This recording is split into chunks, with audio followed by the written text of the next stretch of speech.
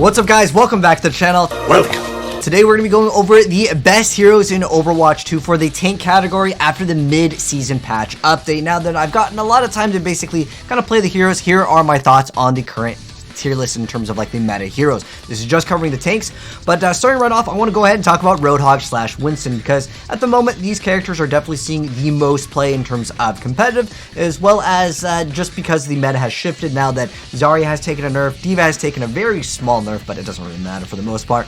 But the most common tanks that I'm seeing right now, depending on your rank, of course, these things can vary, but for the most part, I would say Roadhog and Winston are definitely seeing a lot more play, and that is because Zarya used to be one of those tanks where like it just felt like if you didn't have a Zarya, you were at a huge disadvantage. The thing with Roadhog that I do want to go ahead and mention is Roadhog must land his hook. So if you're like, I haven't really played any of these tanks, which one should I learn? With Roadhog, I mean, yeah, of course, you got to be landing your hooks, just like if you're playing Widowmaker, you got to be landing your headshots. But the difference is Hog will actually feed super hard if he does not get those hooks. And sometimes you just need to kind of hook a target that you can actually eliminate. And there's so many targets in this game that like just cannot be one-shotted. And on top of that, you have a lot of things that are out of your control. Maybe the Kiriko throws her bell. Maybe the Lucio pushes you to the side. Maybe you get put to sleep. There's so many of these other factors. Brig can push you, right? Pretty much the entire roster for these supports can actually stop Roadhog from getting off his one-shot, which is something very, very annoying. His ultimate is a little bit hard to use because, for example, Zarya, she ultimates, you could usually win the entire fight off of a good Zarya ult. But the best Roadhog ults will very rarely be able to do it like a team kill, right? Or if Reinhardt lands a really good shatter, you can win the entire team fight.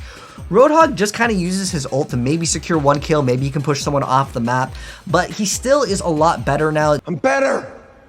I am better! Just because Zarya has been nerfed a little bit, and just because in general the shield usage is a lot lower in Overwatch 2. So a lot of people, I've been checking out a lot of tier lists, and a lot of people consider Roadhog to be really overpowered. See, now that's some bullshit. And I would say he is good if you're landing your hooks. And I know it's like kind of redundant to say that, but at the same time, I've hit GM on Roadhog, and at the same time, it's so hard to consistently land every single hook and secure a kill. It's just very unrealistic to do that. So I'm going to consider Roadhog. He could be anywhere from A tier to all the way to like a void. Nope. If you don't land your hooks, he is super, super, super bad. There's also certain times where you're just getting bullied by an Anna. I don't want to fight you, Anna. I wouldn't want to fight me neither. Kick his ass, man. It's happened to me even. How could this happen to me? But I would say Roadhog can be anywhere from like an A to the B tier. I want to also mention in the S tier category, I would consider in the S tier category that they need a nerf. The only character that I would consider right now that needs a nerf is Sojourn, but she's not a tank, so it's kind of irrelevant for this video.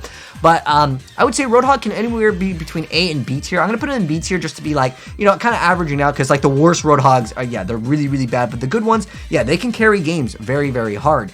And the reason why Roadhog is still very good, like against Winston, oh man, he is really, really great. But I want to go ahead and throw Winston over here, because I think Winston is a very, very strong tank. Not only being able to throw down a shield so your team doesn't take damage, but you're also dealing damage at the same time. And there's not very many tanks in Overwatch 2 that allow you to kind of have this hybrid system, other than like Sigma as well as Winston. And with Sigma, it's kind of hard to manage. With Winston, I would say he's probably one of the strongest tanks. If you're like, I don't know really what tank to play, I just want to go ahead and climb, what tank do I recommend? I would consider Winston to be a very strong pick, because again, Roadhog, there's so many things that you need to like learn, and there's so many like weird angles that you can get hooks on that are just kind of not normal for some people to go ahead and know, unless of course they've played that character. But I'd say Winston is a very strong pick just because you're able to deny the enemy team potentially some healing, which is pretty dang good. Hey, that's pretty good. Next up, I want to talk about D.Va, because D.Va also got a small change. It doesn't really matter. I would still consider D.Va to be a very strong pick, just because there are certain maps where getting high ground is very important, and being able to deny the enemy team maybe high ground, or just being able to push enemies off. She took a small nerf with her like spread, as well as with her boosters. Instead of it doing 25 damage, it does 15. So it does like 10 less damage. It's going to take maybe one more extra left click to kill someone at a closer range, but for for the most part, the nerf doesn't really matter. I would still say she's still a very strong pick, and because shields don't really exist for certain tanks, like for example Roadhog, well, there's no shield with Roadhog, and you can get a lot of eliminations with her ultimate, which is quite great. Because in Overwatch 1, you couldn't really do that with D.Va to get secure kills very consistently because, well, there's 2 tanks to go ahead and say no to that. No. So I would still say D.Va is a very strong pick, and I wouldn't complain if my teammates played D.Va. The next character I want to talk about is actually Zarya. So Zarya actually did take a nerf in 2 different departments. The bubble duration, which changed by 0.5 seconds, so instead of 2.5, it's 2.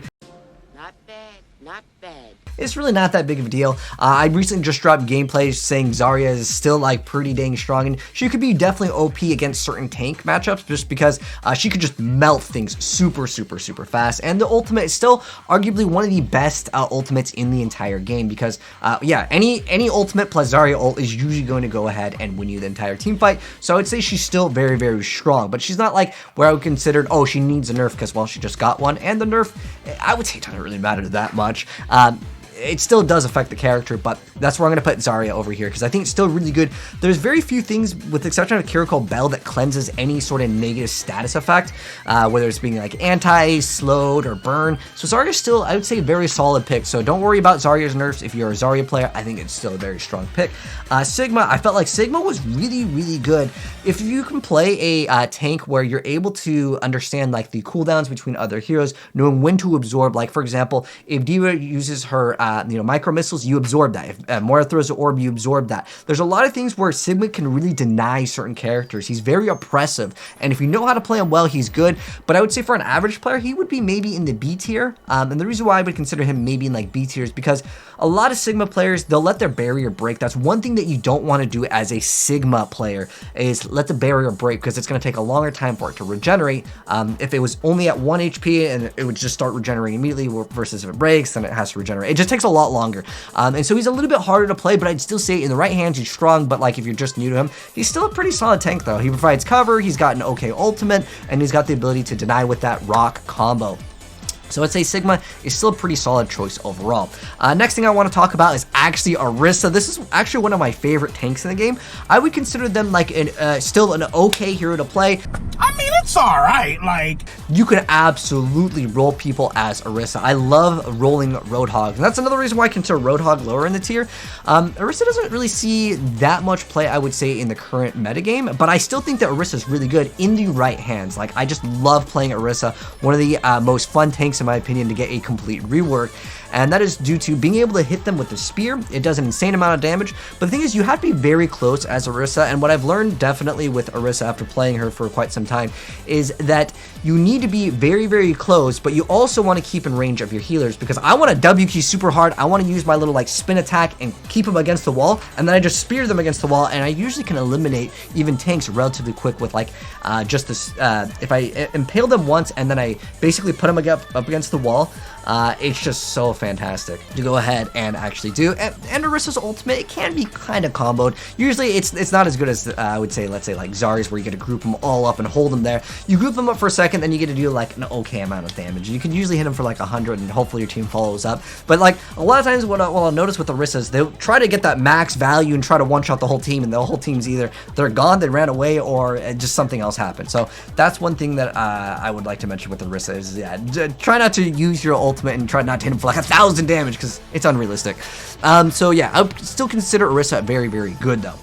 Next up, I want to talk about Reinhardt over here, because he's one tank that I felt like a lot more fun, but I think Reinhardt, there's just better options. I mean, yeah, you could get really good shatters, but sometimes, Kiriko can just throw her ability, she can teleport. There's just a lot of things that go wrong with shatter potentially, and even though shatter is still good, it's a huge investment to wait until you get shatter to be able to be super effective with Rein. I just feel like people will just melt into that shield, and then you're going to sit there like, what can I do as Rein? I could either sit back and not provide my team cover, or just swing and then just get absolutely obliterated. But Rein is still kind of a fun character. As long as you're charging correctly, he can be okay. But I still think there's just better options than Reinhardt. Like, I just like Orisa a lot more. because I feel like Orisa puts up a lot more pressure, and the sustainability that Orisa has, being able to even eat ultimates with her little like spin thing, I think is very, very good. This Sigma actually pops his ult, and we just knock him right out of his ult. I just love Orisa for that reason too. Just being able to stop like a lot of ultimates just with a spear. Very, very good hero indeed. Next up, Junker Queen. This is where I would put in the avoid list. This is not okay. This needs to stop now. Like, avoid playing this character until they get a buff. They used to be pretty good. Some people will consider Junker Queen a little bit in the niche category, like in the C tier, but man, dude, I just feel like she gets obliterated right now just because Roadhog is seeing a lot more play. And the thing is you don't really provide your team with any form of cover. Yeah, you give them 50 extra HP, which can be okay and a small speed boost, but like if it went back to 100, I think it should be a lot more viable in the game. So hopefully Season 2, we will see some sort of buff with Junker Queen, because I very rarely see her in games anymore. I think originally a lot of people were playing her because it was a brand new hero. They want to play a new hero. I totally get that. But yeah, Junker Queen, I would say avoid that character because even though the ultimate's really good, the character just throws that bell down, it's just unfortunate. I think Junker Queen needs some sort of a buff in some sort of department. Next up though, I want to talk about Ball. The thing with Ball, like, you could maybe consider Ball okay. I mean, it's alright, like... I would still say like maybe C or D tier. The reason why is, even though, yeah, you can roll into the enemy team, your whole team is just going to get absolutely destroyed. If there's a Ball versus Winston, Winston jumps in, is preventing damage, preventing some heals, and he's dealing damage to a lot of players. Where if you're playing Ball, if you go into any of the healers, nowadays most of the healers can survive. You're not going to be able to just one combo enemy by just rolling into them a Ball, doing the slam. If you're consistently doing that, sure, you can consider a Ball to be like a pretty decent character, but consistently, it's kind of like Roadhog. It's like, are you consistently going into the enemy team, getting your like a boop when you hit them, and then you do the slam, and then you just start you know, shooting them as they fall down? Are you consistently doing that? Because if you are, then that'd be great, but realistically, sometimes it's not even out of your own gameplay, but it's out of your control. You get pushed, whatever. These things happen, right? Bat can just throw immortality, Moira can fade away. You can get discorded or by Zen and then kicked, and then like you just mess up your combo. Again, it's a character where there's a lot of things that need to go right in order for things to actually happen, which is kind of where I put the next character, which is actually Doomfist. So Doomfist over here, I feel like he loses in most scenarios. Know your place, trash. The reason why is because like you don't provide any cover for your team. You don't provide a barrier. You can block, but your block only blocks not only for just you, but it can be interrupted by a Orisa spear. You can get hooked by a hog. He's like worse now, I would say. It's the biggest piece of dog shit in the metagame, just simply due to the fact of being, you know, just there's so many things you could put to sleep. And I think his block should give him immunity to being like CC'd in any sort of way, kind of like how Orisa has her gold ability. It's literally like the Doomfist, and like doing a full up charge hits for like nothing. It's just like hits for like a wet noodle. It's just very unfortunate for Doomfist. But if you're really, really good, sure, Doomfist, I mean, if you play against a Doomfist, you know, and then you consider him like, dude, he needs a nerf. But it's very, very rare to see, even in like the top 10% of like player base. I still think that Doomfist is very difficult to play, and you can get more value out of playing other heroes. But that's my tier list as far as it goes for Overwatch 2 in terms of the mid-season update. So overall, no hero really needs to have like a huge nerf in my opinion. I think the game, as far as the balance goes, still definitely needs to favor some of these other heroes that are a little bit lower here. But let me know what you guys think of this list. Do you guys agree or disagree with anything? I'd love to hear in the comment section below, as well as why. And we'll update this as we are getting a new tank very soon. December 2nd is, I believe, when it comes out. And on top of that, tomorrow, well, depending on when this video gets uploaded, there's supposed to be some new update, and they're going to be revealing the hero, which I'm really excited about, as I'm a huge fan of playing tanks in Overwatch 2. But we'll have to wait and see if the new tank is any good, and hopefully they will be buffing Junker Queen, because I love her playstyle, and I love like how she looks and her attitude. It's kind of hot. Man, it's getting hot in here. I hope you don't mind. Unbutton a couple buttons here. But yeah, hopefully these characters will get some sort of a buff in Season 2. But let me know what else you guys think should be buffed as well. But thanks for tuning in. If you guys want to see more content here, subscribe, turn the bell, and we'll go over Matra when he does come out. But take care, and I'll see you in the next video. Peace.